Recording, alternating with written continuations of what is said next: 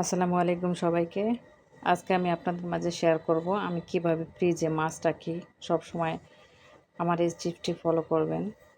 আমি শপিং থেকে মাছ কিনে এনে ওখান থেকে তো কেটে নিয়ে আসি। সো আমি যেভাবে ফ্রিজে রাখি, রাখার সাথে সাথে আমি ফ্রিজে রেখে দেই। রাখার পরে বরফ হয়। হ্যাঁ, বরফ হওয়ার পরে তার একটার সাথে একটা লেগে থাকে। এই যে দেখতে পাচ্ছেন আমি এই যে ছাড়িয়ে নেব।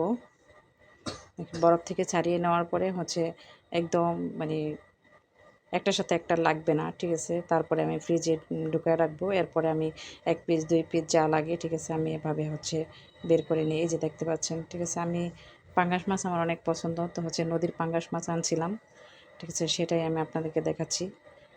এই যে আমার এই টিপসটি ফলো করবেন। আর কে কোথায় থেকে দেখছেন লাইক, কমেন্ট, শেয়ার করবেন।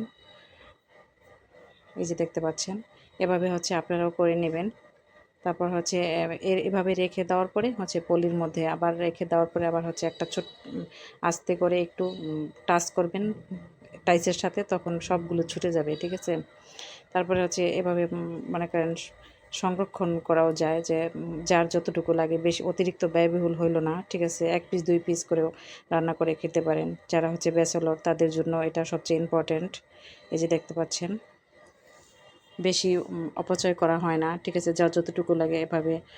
আমি গুঁড়া মাছ কীভাবে রাখি সেটাও আমি আরেকদিন দেখাবো। গুঁড়া মাছও সেম এভাবে রাখি, অল্প অল্প করে, ঠিক আছে? অনেকেই কাটার জন্য গুঁড়া মাছ খায় না, ঠিক আছে? এই যে দেখতে পাচ্ছেন আমি একদম পতলা করে রাখছি। সবাই ভালো থাকবেন। আসসালামু আলাইকুম।